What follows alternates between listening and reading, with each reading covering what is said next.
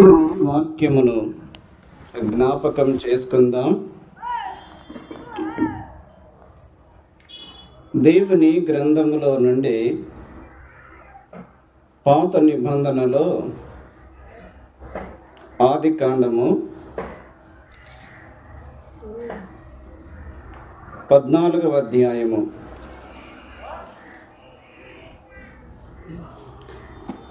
ఆదికాండము 14వ అధ్యాయము 13వ వచనము. తప్పించుకొనిన ఒకడు వచ్చి హెబ్రీయుడైన అబ్రామునకు ఆ సంగతి తెలిపెను. హెబ్రీయుడైన అబ్రాము, ఆ మాట మీ మనసులో ఉంచుకొనండి. అలాగే 20వ వచనము, నీ శత్రువులను నీ చేతికి అప్పగించిన సర్వోన్నతుడగు దేవుడు స్తుతింపబడునుగాక అనియు చెప్పెను. అప్పుడు అతడు అన్నిటిలో ఇతనికి 10వ వంతు ఇచ్చెను. దేవునికి ఇచ్చిన అబ్రహాము. ఈ రెండు మాటలు మనము మన మనసులో ఉంచుకుందాం. చిన్న మాట ప్రార్థన చేసుకుందాం.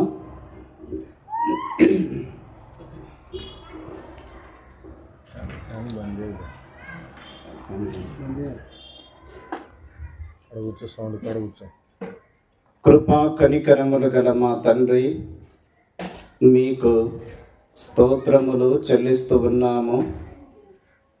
ముచ్చుమరి గ్రామములో మీరు స్వరక్తమిచ్చి సంపాదించుకున్న సంఘమును బట్టి, సంఘములో చేర్చబడిన పరిశుద్ధుల కుటుంబాలను బట్టి స్తోత్రములు చెల్లిస్తూ ఉన్నాము.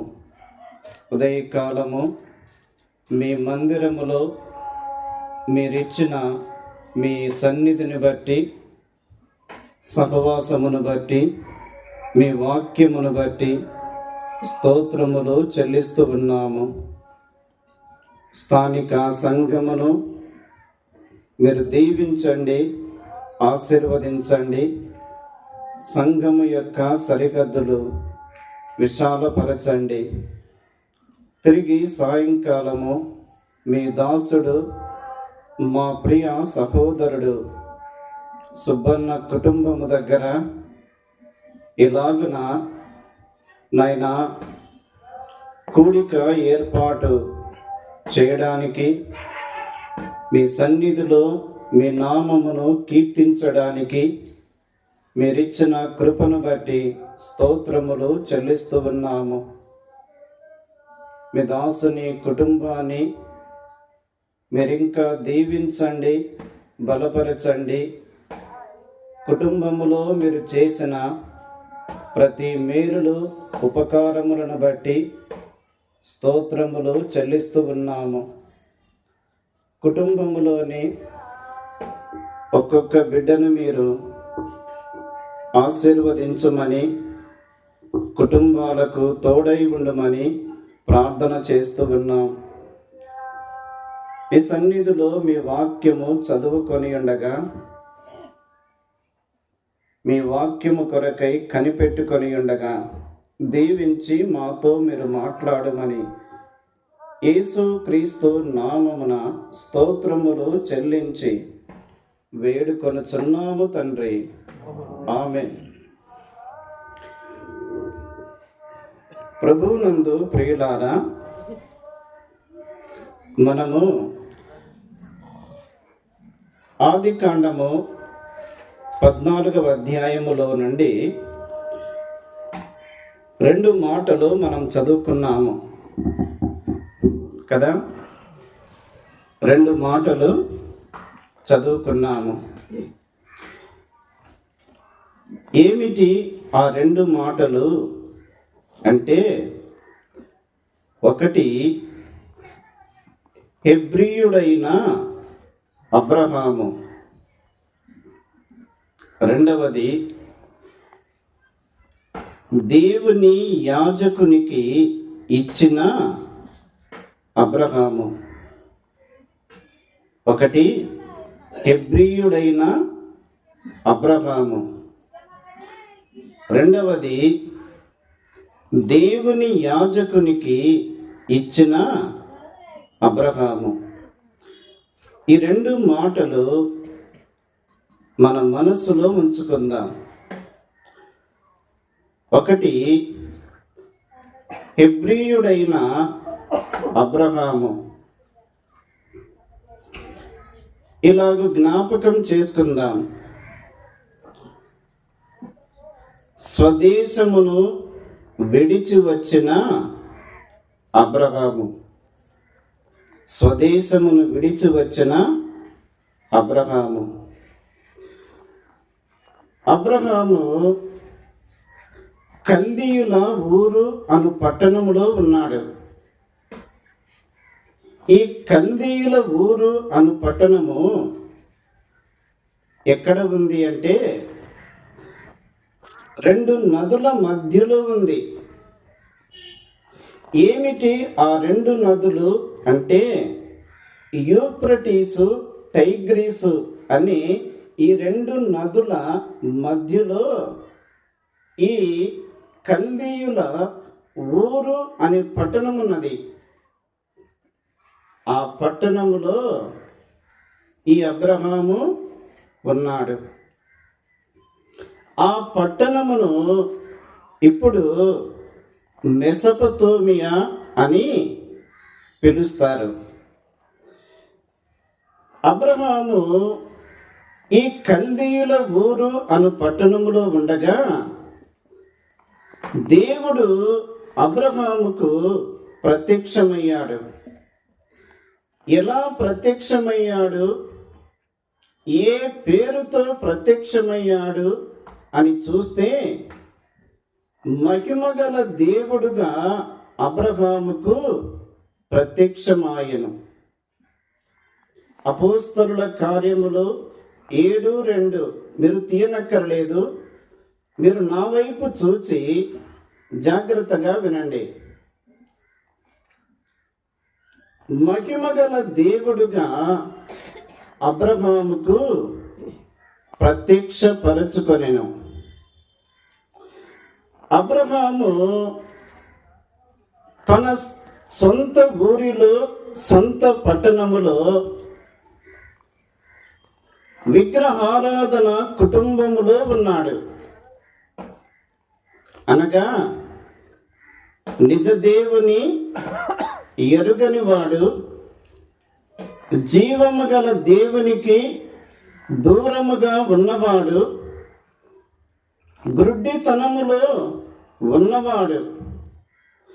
అటువంటి అబ్రహాముకు మహిమగల దేవుడుగా ప్రత్యక్షమాయను. ఎందుకు? తన యొక్క మహిమలో నుండి అబ్రహాముకు శ్రేష్టమైనవి ఇవ్వడానికి.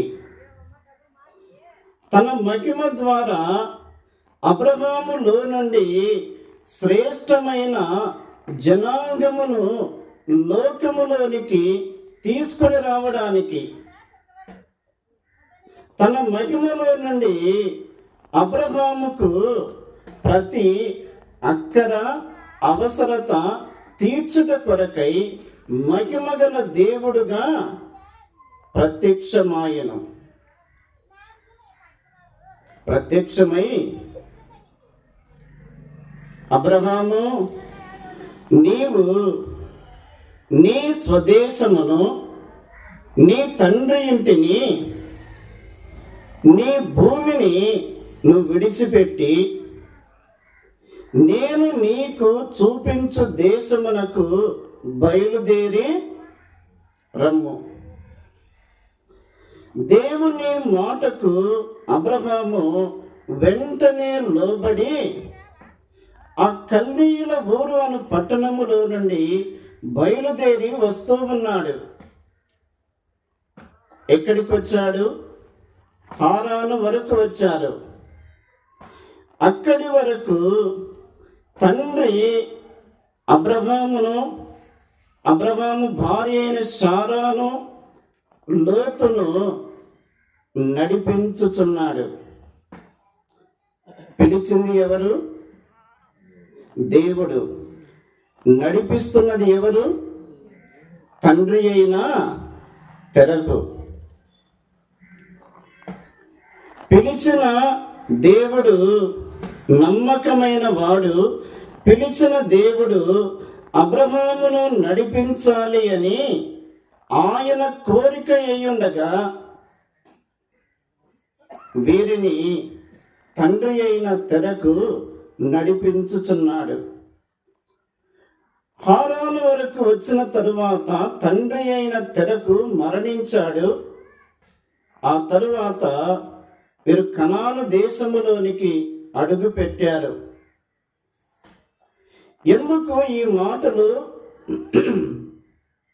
జ్ఞాపకము చేసుకుంటున్నాము అంటే, అబ్రహాము హెబ్రీయుడు అని మనకు లేఖనములో వ్రాయబడి ఉంది.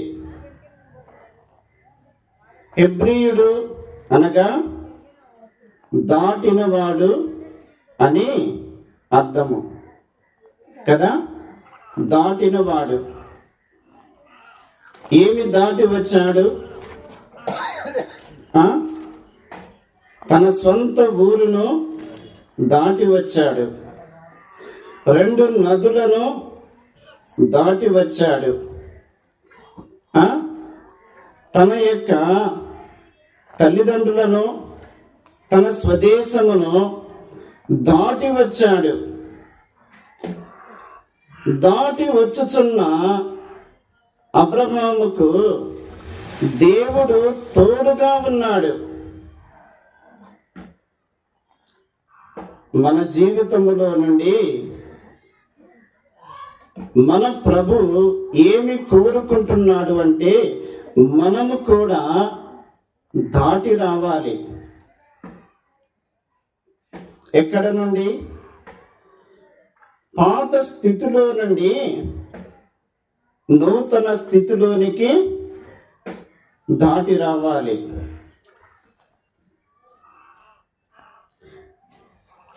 యేసు క్రీస్తు ప్రభువు ఆయన జీవితంలో మనం చూసినప్పుడు,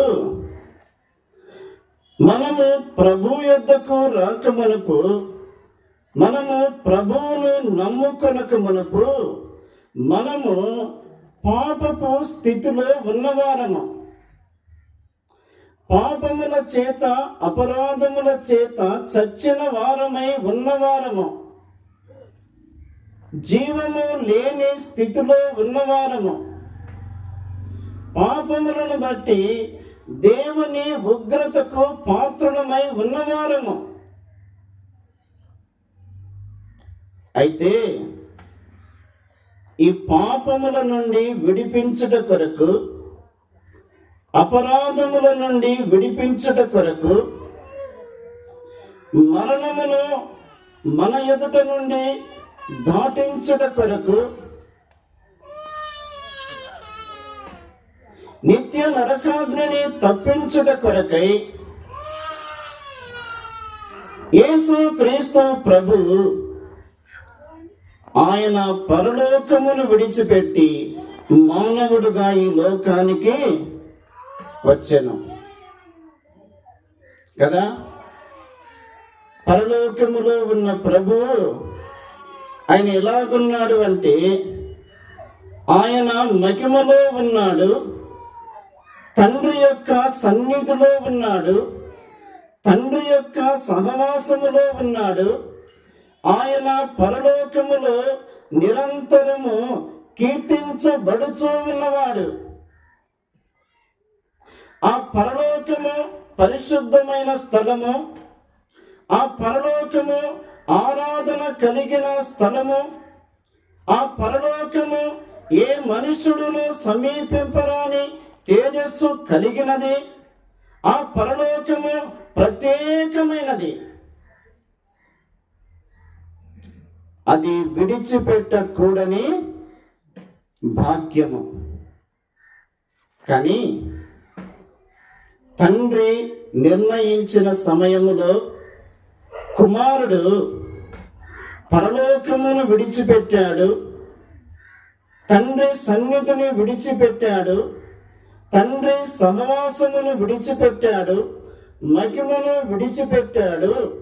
ఆయన మానవుడుగా ఈ లోకములోనికి ప్రత్యక్షపరచబడెను.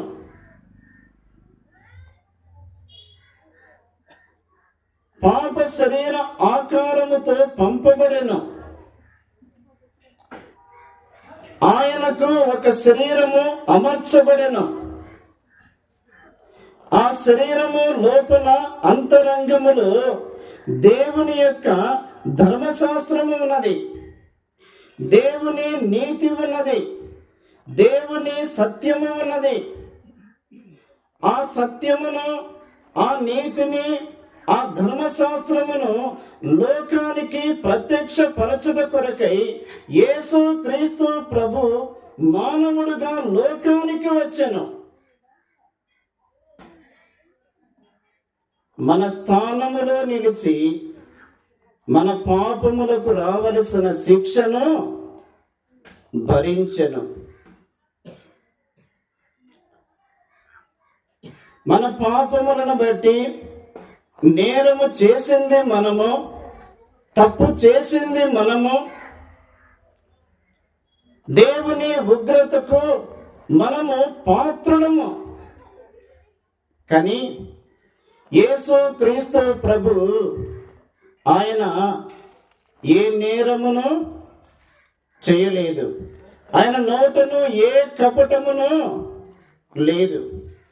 కానీ యేసు క్రీస్తు ప్రభు తన శరీరము మీద మన పాపములకు రావలసిన ఆ శిక్షను భరించెను.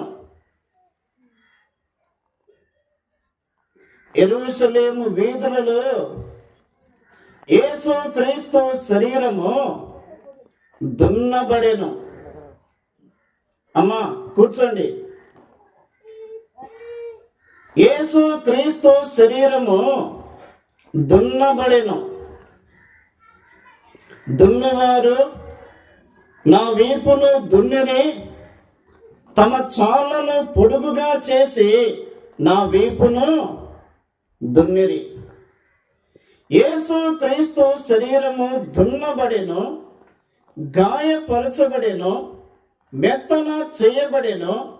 యేసు క్రీస్తు శిలువలో స్వరూపమును కోల్పోయెను, సొగసును కోల్పోయెను, వ్యసన క్రాంతుడుగా మారెను. మనుషులు చూడనలని వాడుగా ఆయన ఎవరి కొరకు? నీ కొరకు, నా కొరకే. యేసు క్రీస్తు శరీరము బలిగా అర్పించబడెను.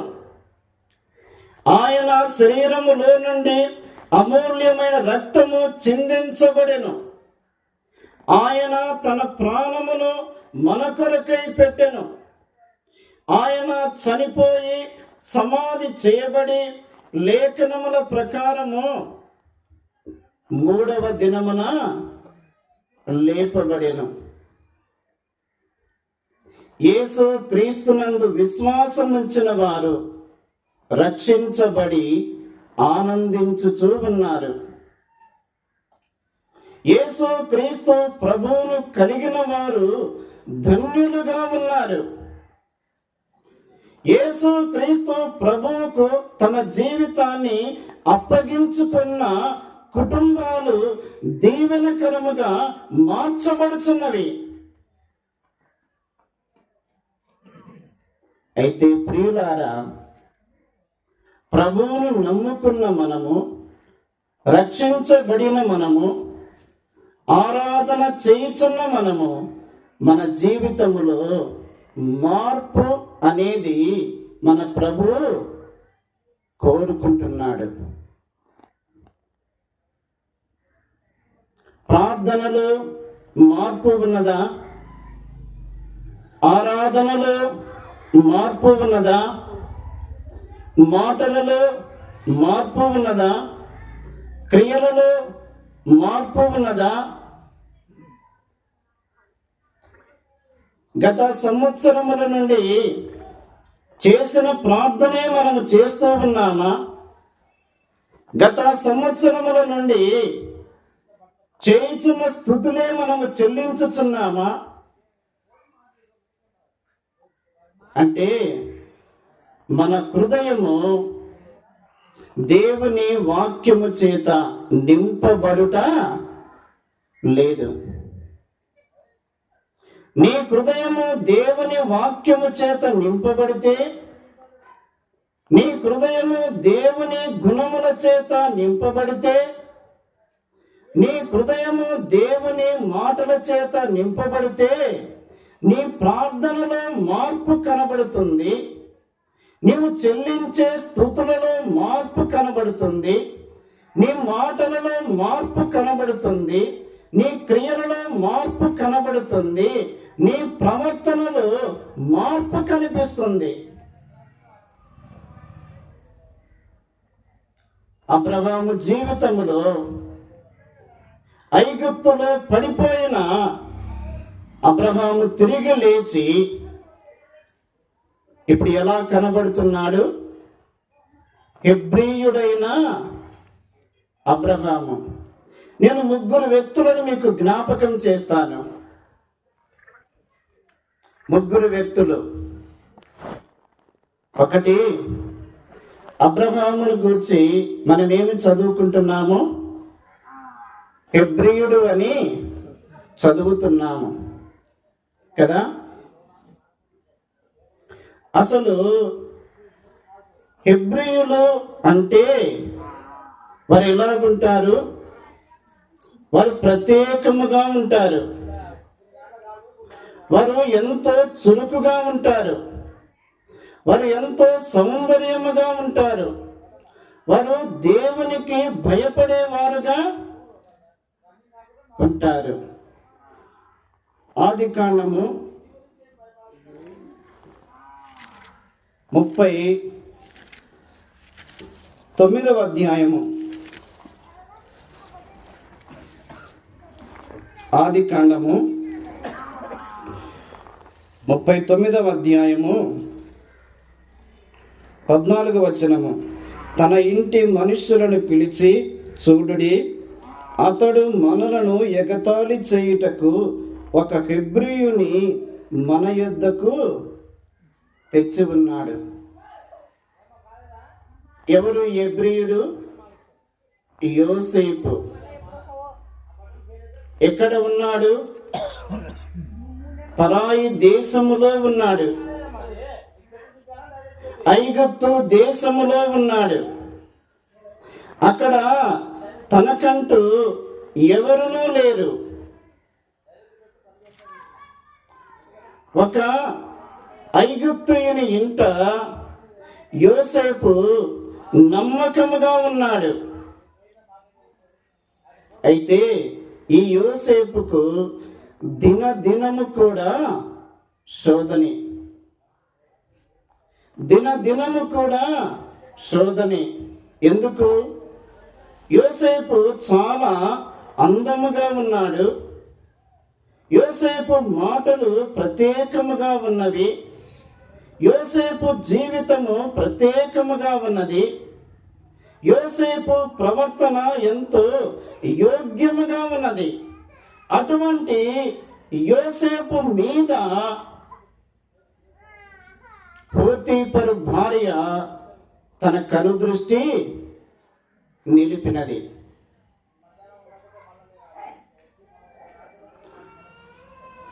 40వ అధ్యాయం చూడండి. 40వ అధ్యాయము 15వ వచనములో, ఏలైనగా నేను హెబ్రీయుల దేశములో నుండి దొంగిలబడితిని, అది నిశ్చయము. ఏ దేశము? హెబ్రీయుల దేశములో నుండి దొంగిలబడితిని. అన్నలు ఏం చేశారు?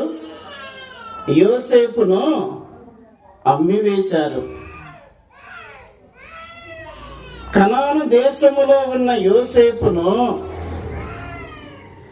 ఆ మీదుగా వర్తకులు వెళుతూ ఉండగా వారికి అమ్మివేశారు.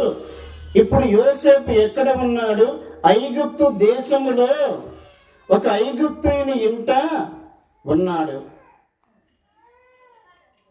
యోసేపు జీవితము, యోసేపు ప్రవర్తన, యోసేపు క్రియలు, యోసేపు సాక్ష్యము ఒక అన్యుని ఇంట ఎంతో మాదిరికరముగా ఉన్నది. ఈ యోసేపు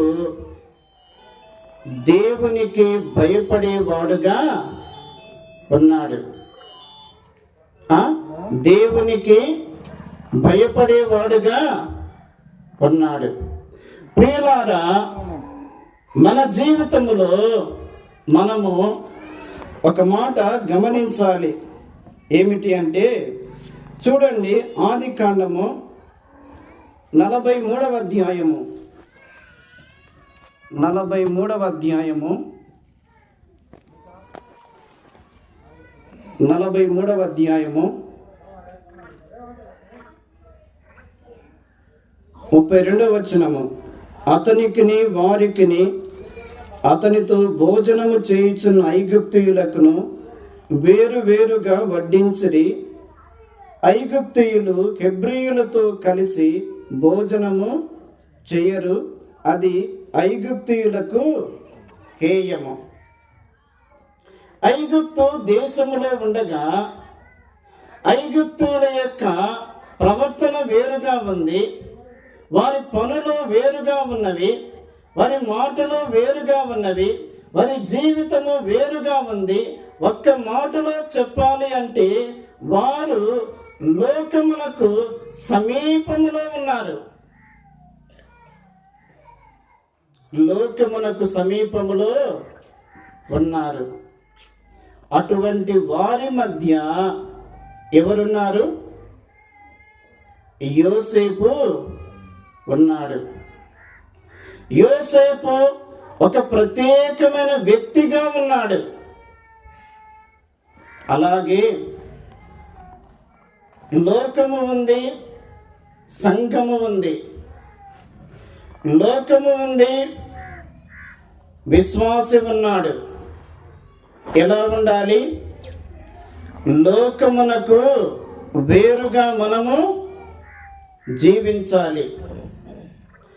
లోకములో ఉన్నాము, లోకములో నివసించాలి, కానీ లోకమునకు వేరుగా మనము జీవించాలి. మన మాటలేమి, మన క్రియలేమి, మన ప్రవర్తన,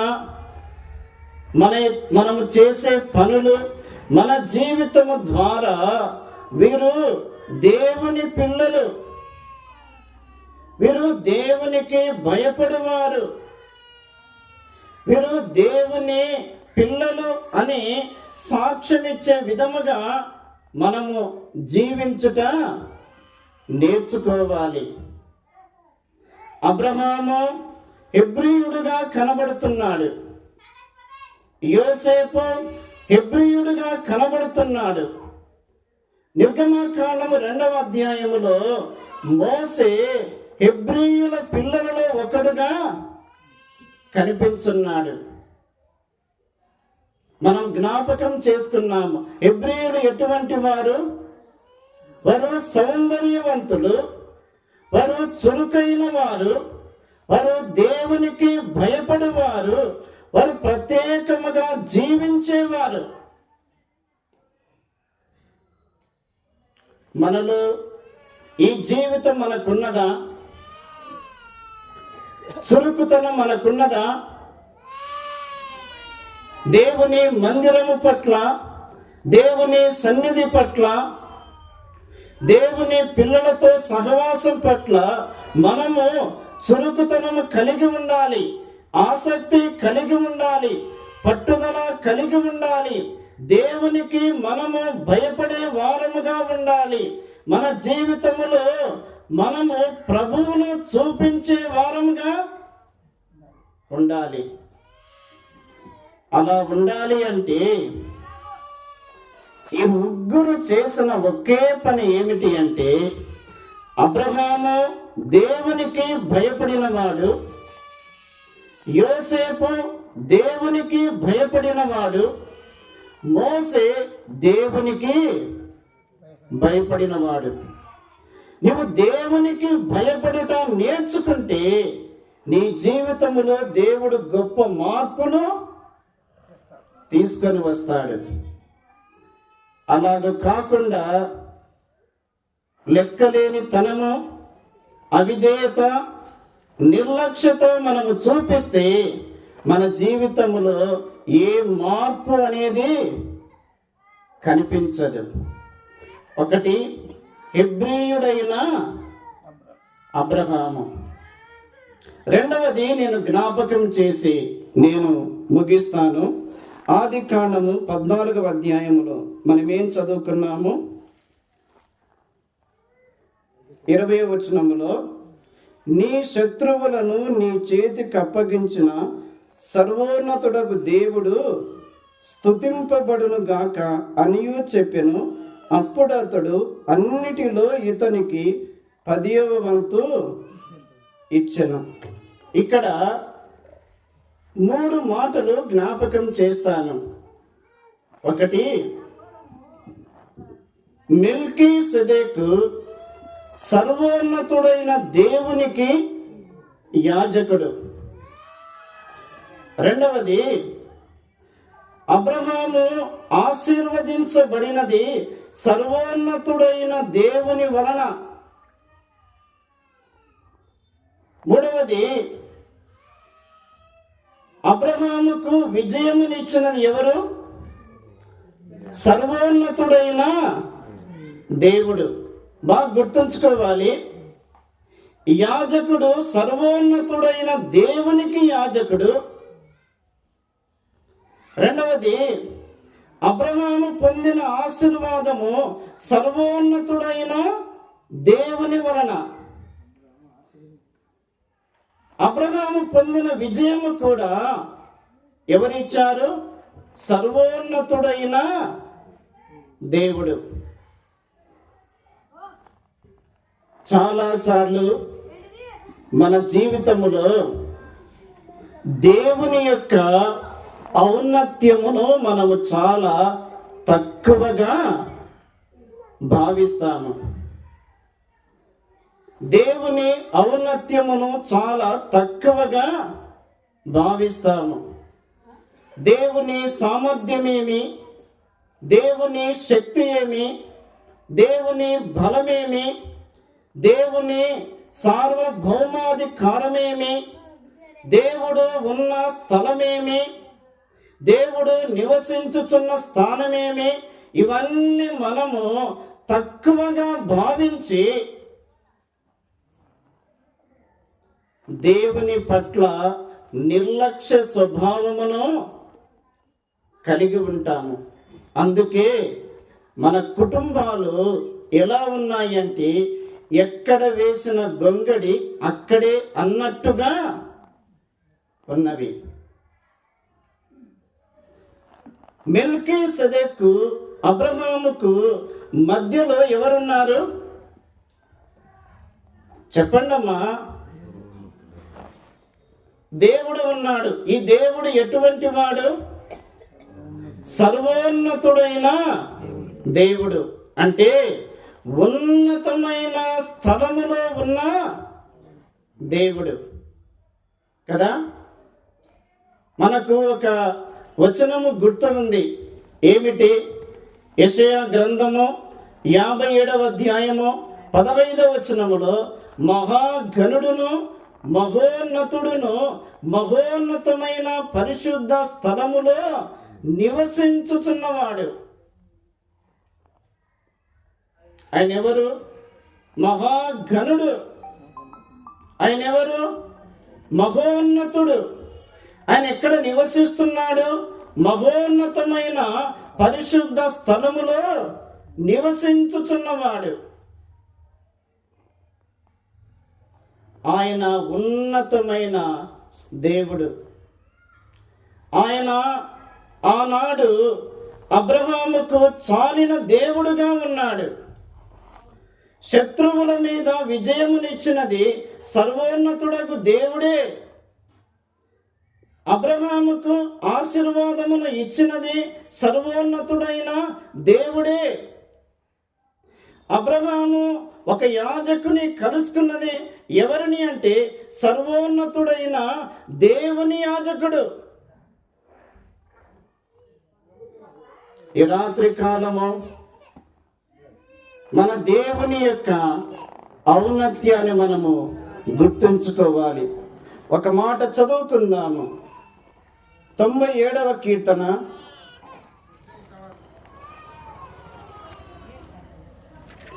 97వ కీర్తన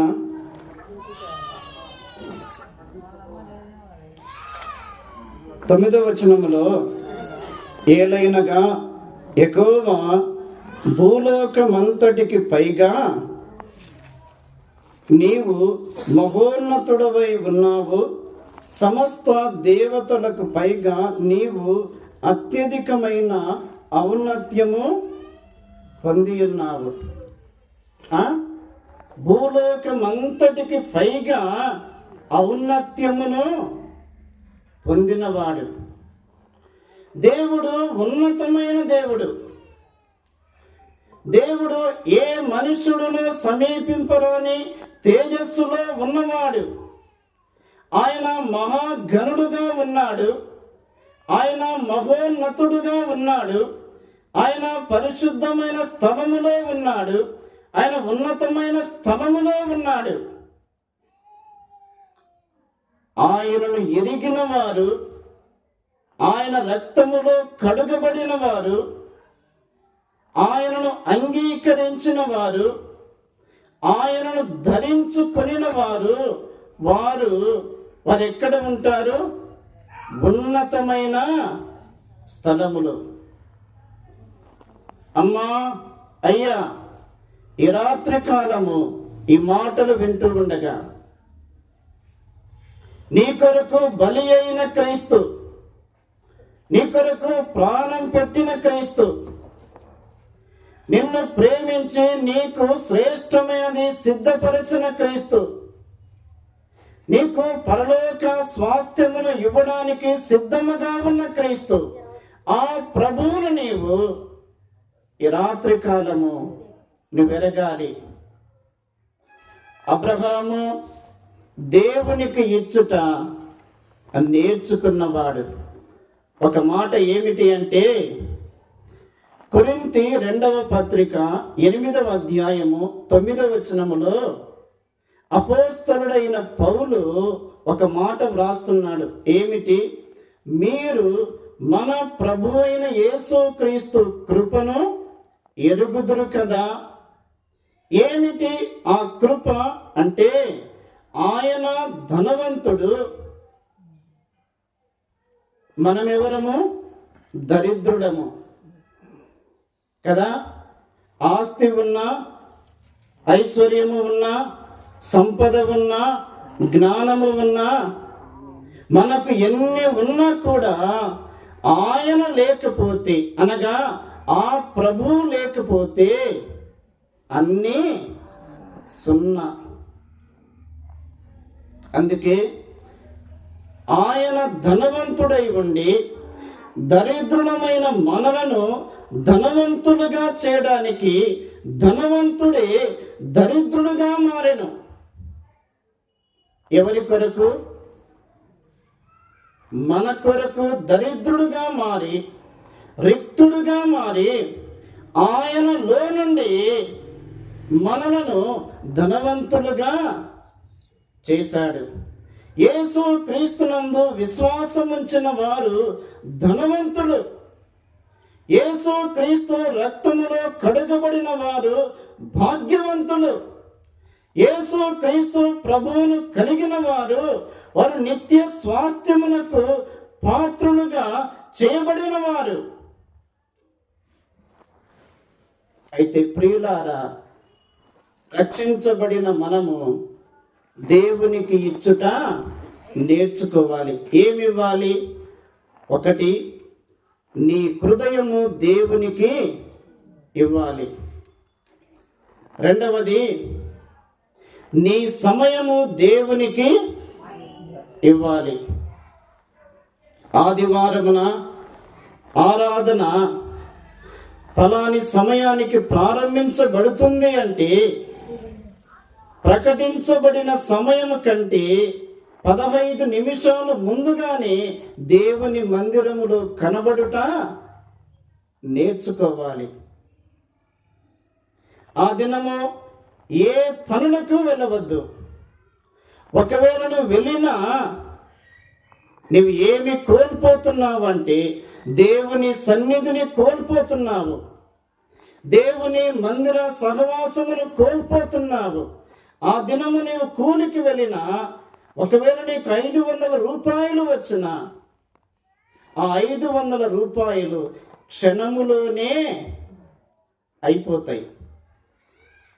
నష్టము సోమవారము నుండి శనివారం వరకు ప్రతి దినము కూడా నీవు కష్టముగా గడపాలి. దేని బట్టి? దేవుని మందిర సహవాసమును పోగొట్టుకుంటే జీవితములో నష్టపోతారు. మూడవది, దేవుడు మనకిచ్చిన దానిలో మనం దేవునికి ఇచ్చుట నేర్చుకోవాలి. ఏమివ్వాలి? ఒకటి, మన హృదయము దేవునికి ఇవ్వాలి. రెండవది, మన సమయము దేవునికి ఇవ్వాలి. మూడవది, మన కష్టార్జితములో నుండి దేవునికి ఇచ్చుట నేర్చుకోవాలి. మనం ఎవరికి ఇస్తున్నామో? ఆనాడు అబ్రహాము ఎవరికి ఇచ్చాడు? సర్వోన్నతుడైన దేవునికి. మనం ఎవరికి ఇస్తున్నాము? సర్వోన్నతుడైన దేవునికి. ఆయనే మనకు సమస్త విషయాల్లో సమృద్ధిని ఇచ్చువాడు. దేవుడు ఈ మాటలు దీవించునుగాక.